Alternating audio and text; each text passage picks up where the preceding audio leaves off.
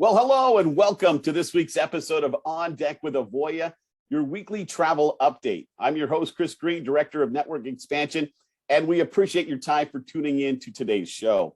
Today, as part of Avoya Travel's month-long Travel Advisor Appreciation Month, we will continue to shine the spotlight on the power of travel advisors and why now is the perfect time to get into this great industry, or if you're already part of the travel business, why now is a great time to take your agency to that next level.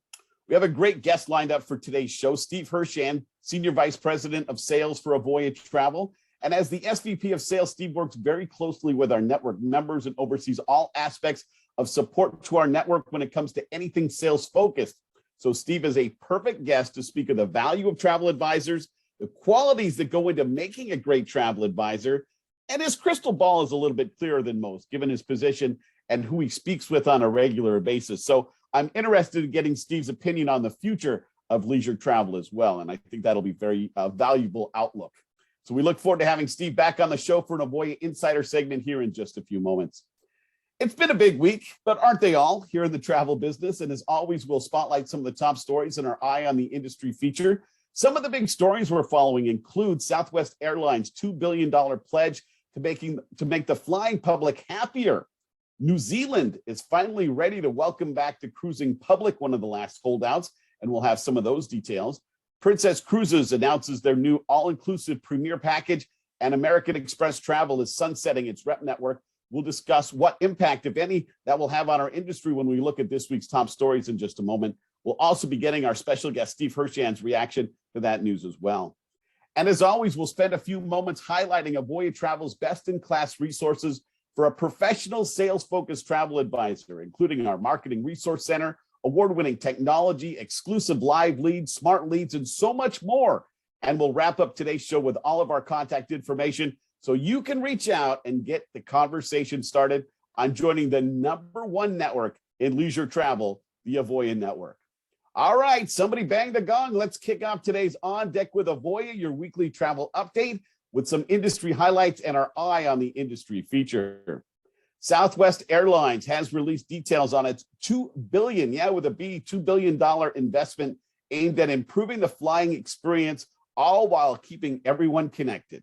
No doubt about it, right? People love their gadgets. They want those gadgets. They want access. They want that entertainment, that functionality, and they want to be able to keep them all at full charge. So it's not a big surprise where Southwest will make its biggest improvements. Southwest is upgrading Wi-Fi equipment on its existing fleet, providing a significant improvement in speed and bandwidth up to 10 times the current hardware. The upgrades are expected to be completed on as many as 50 in-service aircraft by the end of this month and 350 of their aircraft by the end of October. Quoting Ryan Green, the Senior Vice President and Chief Marketing Officer, we're investing in our onboard connectivity and bandwidth available to reach customers with upgraded technology that's now installing across our existing fleet, and a strategy to diversify our Wi-Fi vendors on upcoming aircraft deliveries and plugging Southwest customers into in-seat power to keep them charged while in the air. As noted by Mr. Green, part of the upgrades will include power to plug in your devices in each seat on the plane. They're also planning upgrades in carry-on storage, the luggage, it's always a big issue, and of course, entertainment, food, and drinks, always on the list. This comes on the heels of Southwest Airlines just winning the 2022 J.D. Power Award for the highest customer satisfaction ratings among economy carriers in North America. Now, if they could just figure out something about that cattle call with the seating. Anyway, thanks to Travel Pulse for some of the details on that story. New Zealand is reopening to international travelers and specifically the cruising public, but not until July, saying they want to give the cruise and airline operators enough lead time before New Zealand's spring kicks in late September. Prime Minister Jacinda Ardern is quoted as saying it gives good preparation time for airlines and cruise ship companies planning to return to New Zealand in the peak spring and summer seasons. Now, the news was certainly met with great fanfare by both the local New Zealand cruise industry, they've been hurting, as well as the cruise industry as a whole. New Zealand Cruise Association Chairwoman Debbie Summer said, New Zealand is an important destination for cruise lines, and with worldwide demand for cruising strong again, combined with excellent regional dispersal, this sector ticks every box for value. The Majestic Princess is expected to be the first ship to return to New Zealand arriving in Auckland on October 16th. And Princess President John Paget said the return to New Zealand is an iconic opening for the industry and said, I think it does signal a major shift in the overall opening of cruise. Speaking of Princess Cruises, they're jumping into the all-inclusive game with both feet. It was announced industry-wide today that they have a new upgrade called Princess Premier. It offers guests unlimited Wi-Fi for up to 4 devices, premium beverages, photos, specialty dining, and crew gratuities. The cost is $75 per guest per day and will launch later this month for sailing starting June 25th and later. And the package builds upon the current Princess Plus add-ons, and is noted again from Princess President John Paget. Guests have overwhelmingly embraced the convenience and value offered in Princess Plus. So we're adding Princess Premier to take our inclusivity options to the next level. And more importantly for the travel advisor community, and as noted in a Facebook post from John Chernesky, Vice President of Sales for Princess, it will add more in commissions, money, money, money, because it's bundled into the fare. And finally, and one that does hit close to home here at Avoya Travel, American Express informed partners that the American Express Travel Rep Network is being sunsetted at the end of the year. Now, Avoya Travel has been part of the Amex Rep Network for 35 plus years, and it's been a mutually beneficial relationship. But as American Express moves more towards being a full financial institution, I guess the move makes more sense with their current core offerings. And to be honest, it didn't really come as a big shock, even if the timing was somewhat surprising. So we're going to do a little something different today. We're going to bring in our featured guest, Steve Hirshan, early for his reaction and a quick discussion on this topic. Steve's our Senior VP of Sales, longtime travel professional. We're going to circle back and cover all of his time in the industry here in just a second. But Steve, real quick, welcome to today's show. We appreciate your time.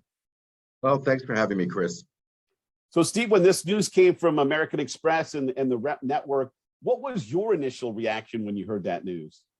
Yeah, I think not really a surprise or a shock. I think American Express Rep Network, even though it was a couple of $1 billion business, was really a small fraction, obviously, of American Express corporate business, not part of their core competency in terms of they're a bank, they're a credit card provider. That's really where their focus is.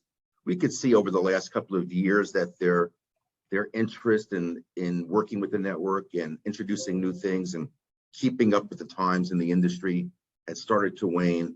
So it didn't come as a complete surprise to us. And we were already preparing ourselves for such an eventuality. And that kind of leads me into my follow-up question, Steve. What impact will that have for Avoya Travel and for the Avoya Network? I'm sure some of that is still being sorted out. Yeah, I think a lot less than maybe some other partners in the network. We didn't rely as heavily on Amex as other partners did in the Rep Network.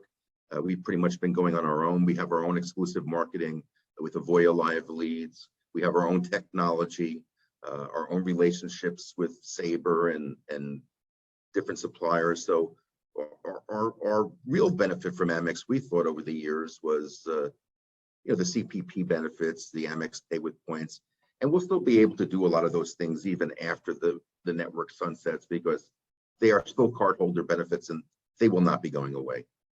So again, just to reiterate that last point, Steve, that anything that it involves a cardholder benefit, Avoya Travel, even despite the fact that we won't be part of the Rep Network because it won't exist, still would have access to that. Right, and of course, American Express also has a group travel program, and needless to say, groups are blocked out a year or 2 years in advance, and those groups will remain open until all the future groups are completed. So it'll kind of phase out over time in terms of any impact and not be too much of a hit at the beginning. And as with anything, right, Steve, change can be a cause for concern, or it can be embraced as a chance to explore something new, maybe something that's even better for everybody involved. Could you maybe speak to that? Excellent point, Chris, because, we could see for the last few years where Amex was going in the Rep Network, and we had actually already started to take a look and see what other alternatives are there that are out there. And I think we might find out, and we've already had early indications that new relationships might even be more profitable for everybody. More profitability, you got to like it. Any last thoughts, Steve, on Amex and the Rep Network before we discuss more pressing issues? And I'm not talking Ranger hockey here. That'll be pressing tomorrow night for sure. Yeah, I mean, some last minute thoughts were, like you said, we've been part of the network for 35 years, inducted into the Amex Hall of Fame. So ending a relationship like that, there's always a certain amount of sadness to it after the long-term partnership we had. But Avoya is about nothing else. It's about change. And we've tended to thrive among change. So we're looking forward to the challenges going forward. Perfect, Steve. I really appreciate the fact that you're willing to dive into this topic. And so now let's circle back so we can give you some credibility for all of the things that you just said. But for those that may have missed your previous appearance here on Deck with Avoya, can you give us like the quick Cliff Note version of your history in the travel industry and how you ended up as the Senior Vice President of Sales for Avoya Travel? Sure, happy to. And actually, I got into the travel business totally by accident back in 1985. And boy, that sounds like an awful long time ago now. Wound up working for a small cruise line in New York City when there were still cruise lines outside of Miami and the West Coast. Spent a few years working up in New York in cruise lines, and then joined MSC Cruises when they were just starting in the US. Talk about challenges with one ship that was an older former premier ship, and look at them now. And with MSC, I wound up moving to Florida. And after 20 years in the cruise industry, I said, I want to do something different. And I saw what Avoya Travel was doing on the home-based agency side. And I spoke to one of the co-founders of the company, Brad Anderson. I said, Brad, I really think I'd like to try this opportunity that you guys are creating for people to sell travel from home and make a living doing so. And he said, sure, we'd love to have you. So I joined as an agency owner 17 years ago. Spent 2 years with my agency, and then they asked me to come on the employee side. And since that time, 15 years ago, I've started taking on different responsibilities in the company, starting out kind of running the support side, and now as Senior VP of Sales, basically running anything that touches the agency network, support, payments to them, bringing in new agencies like your department, Chris. So anything that involves a direct relationship with an agency, I'm going to be probably involved in some way, shape, or form. So you're a pretty good person to speak about our whole business model, this shared success business model. And for Avoya Travel, May is when we celebrate travel advisors and Travel Advisor Appreciation Month. And although we celebrate them all year long, May is really important. Steve, why are travel advisors so vital to the overall process in ensuring guests get the best vacation possible?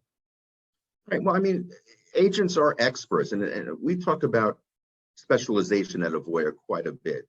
So our agents are not just randomly selling a product that a client might walk in and ask for.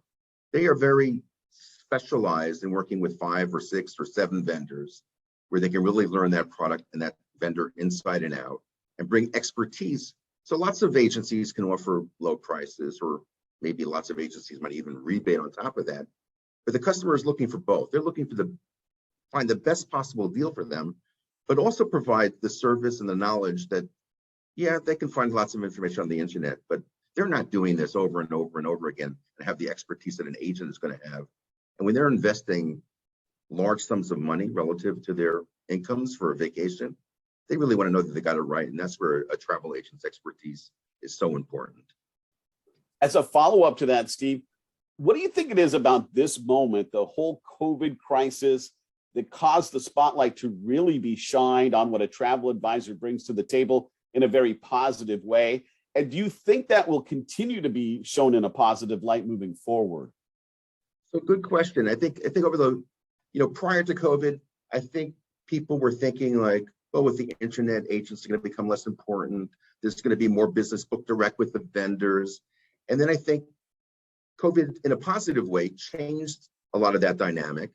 I think consumers understood finally, after all the cancellations, after all the rule changes with COVID testing, not testing, wearing masks, all the different intricacies that would go into traveling during the time of COVID recovery.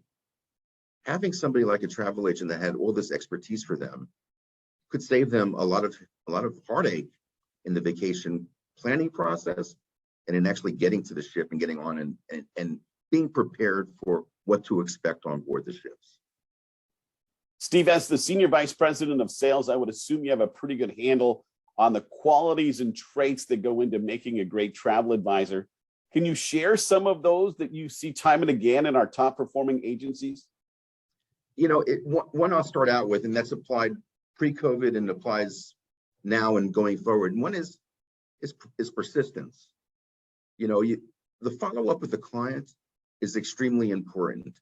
If you just wait for the client to contact you, you're going to be severely disappointed. Clients are busy, they're preoccupied. Vacation planning is not always top of mind, and sometimes not until last minute if they do it themselves. So being persistent, I think, is super important. I think one other trait that really has come to light during the COVID period is empathy. Being empathetic for the client's situation with all they've had to go through with booking, cancellations, rebookings, cancellations. Being empathetic to their situation is highly important. And of course, I'm going to go back to specialization, because you can't be an expert about everything. So specializing in a few vendors, maybe in different kinds of niches of product, cruise, tour, resort. So you can really become expert and talk off the top of your head about a product. Obviously, making the trips to see properties or to sail on a ship important for that job knowledge too. You have to tell the client that you have value other than just providing a low price. Yeah, very well said. Steve Hirshan, Senior Vice President of Sales for Avoya Travel, is our featured Avoya Insider guest today for On Deck with Avoya. So Steve, we've heard the word golden period of travel, a travel boom. It's been expressed in so many different ways. The excitement for our industry when we talk about things like pent-up demand and how that's going to translate into sales. But what do you think it really means? And how long do you think it could last after we finally escape all the issues with COVID and the restrictions? Well, ironically, one of the benefits of being in the business this long is having lived through the time periods when people kept saying, boy, the cruise lines are building so many new ships. How are they ever going to be able to fill them? And if you look at the CLIA statistics year by year by year, cruise lines are operating at 96, 98% capacity. And every 10 years, they say they're building too many ships. They're never going to be able to fill them. And the market keeps expanding. People who go on cruises are going to repeat every 2 to 2.5 years. So repeat business, of course, is hugely important to an agent. But the nice part about this kind of next golden period that we're going into is there's 2 years worth of pent-up demand and pent-up non-spending on vacations. And what we found at Avoya is that the average spend for a trip now is up significantly, like 30 to 40%. Wow. So if you're making one booking that's 40% higher in fare than you were 2 or 3 years ago, it also means it's 40% higher in commission. So same amount of work probably to make the booking, but a lot more payback since people are spending more. And I think they will for the next couple of years. I think, sadly, COVID has also taught people, don't keep putting things off, especially memories that you can make on a vacation. You really need to make that a priority because you never know. So as a follow-up, how would you characterize current sales for the Avoya network as it relates to what we've just been talking about and pent-up demand and things like that? Yeah, so heading into this year, our goal was to let's get back to our best year ever in 2019. But I think now we're even a little bit more optimistic because, Carnival just announced that they're going to return to 100% capacity or have already. I think Royal Caribbean and NCL are kind of the next ones to fall into place. So I think the cruising is returning faster than we thought at the beginning of the year. So I think our expectations now are not just can we match 2019, but that we still have a chance to beat 2019. That's pretty amazing to think about, actually, if you consider everywhere that we've been the last couple of years to be able to project that there's a possibility that 2022 could eclipse 2019. That's a big wow, I think. Well, and the only reason why we've been able to do that is because of the power of our network and the retention of the network. We were very fortunate that our top producers stayed with us through all these past couple of years that were challenging. And despite the amount of work that they had to do with sometimes little or no compensation, they've stuck it out and they're ready to also start making back the money that they didn't make the last 2 years. Why we always consider them the heroes of this process, no doubt about it. Steve, one of the main audiences we strive for here at On Deck with Avoya is the new to travel entrepreneur. What resources, of course, I'm kind of cherry picking with this question, but what resources that are unique to the Avoya network do you think are vital for the success of a new agent and agency? Well, I can tell you, when I was looking at host agencies and consortia years ago, when I talk to people at these different businesses, the conversation always the same for the first 90%. This is how much we charge to join. This is how much you pay per month. This is how much you pay for renewal. This is how much commission you make. And then my question would be, well, where do I find the clients? And they would always say, well, that's what you have to do. I'm thinking like, okay, that sounds like a hard part. So if you're new to travel and you don't have the book of business that an existing agency would, I was able to sit down my first day with Avoya claiming leads, and boom, my phone is ringing. I couldn't have done that on my own without spending significant amount of money to market. And when I talk about significant in these days, just to get noticed, I mean, if you have a few $1,000s, that's going to get lost, in the wind in terms of marketing. So nobody's got enough money to market to be really a significant player unless you have the power of Avoya and our marketing behind you. Let's chat for a few moments, Steve, about some recent trips you've been lucky enough to take. What was it like being in Europe this year with some of those on our network? And how did it compare to, say, past trips? Because I think that's what people want to understand. Is going on vacation now post-COVID, or as we emerge from COVID, going to have the same kind of feels as it did before?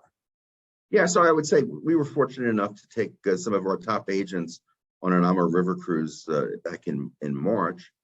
And I would say it was 90% the same experience as pre-COVID.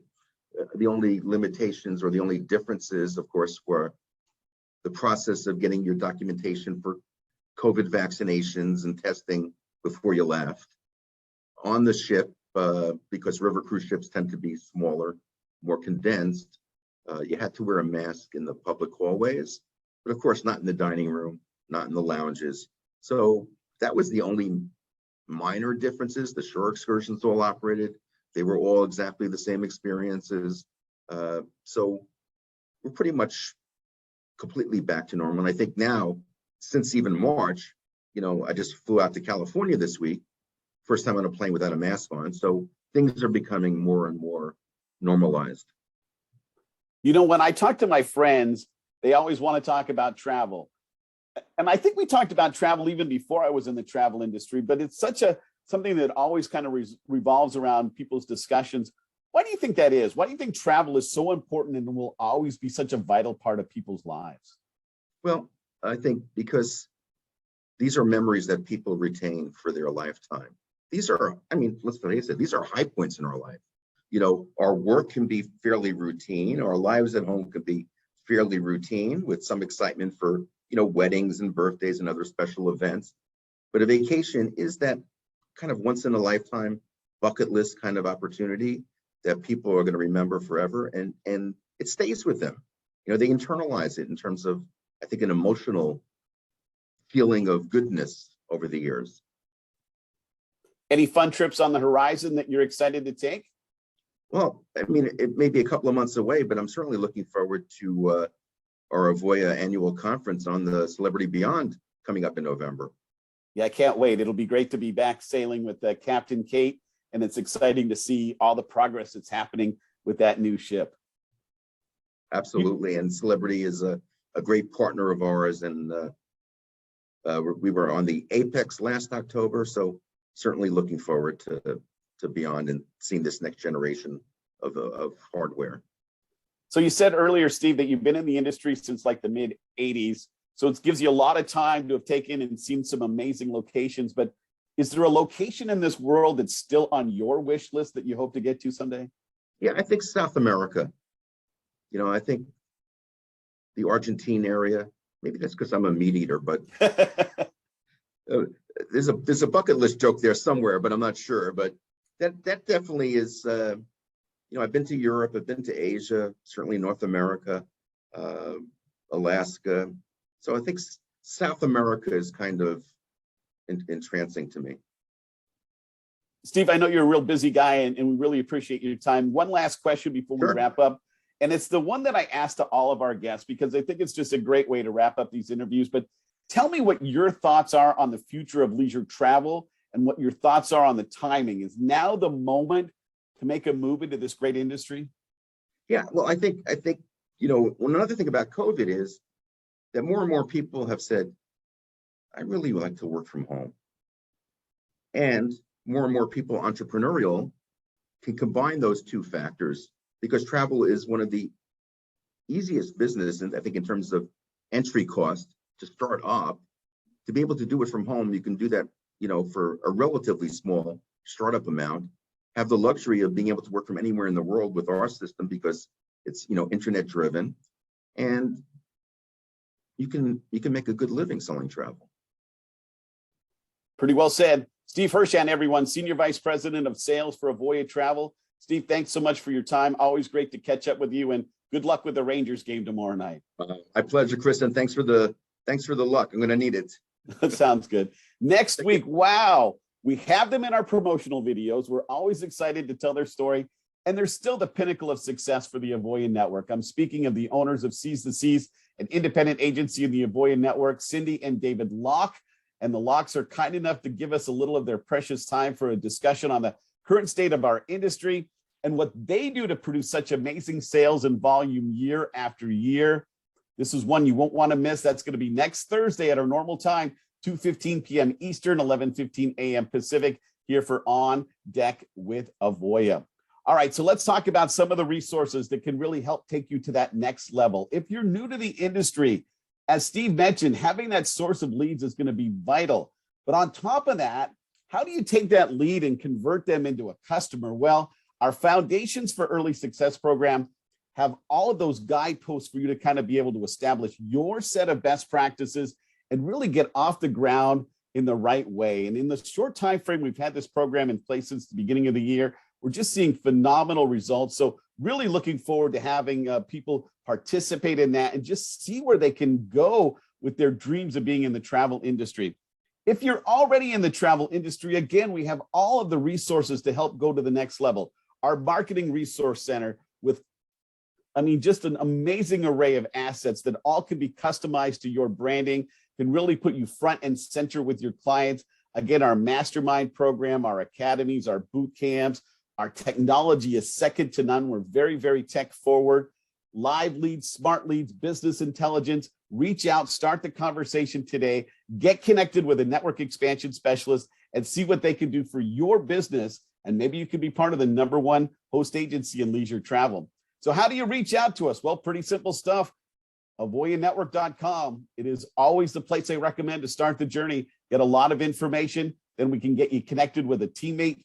You can reach out to me personally at chris.green@avoyatravel.com. Give us a ring. We'll get you set up with a specialist as well. We just want to tell our story. We want to hear your story, see if it's a good fit. If it's a good fit, that's what we're known for, taking that good fit and then really, wow, the results speak for themselves. So thank you so much for your time. Thanks again to Steve Hirshan, Senior Vice President of Sales for Avoya Travel. Thank you to Marissa Smith. Thank you to Annabella from marketing for doing a great job this week. I appreciate your time. And I look forward to talking to you next week when we welcome the Locks in for that special conversation. And until then, take care, everyone.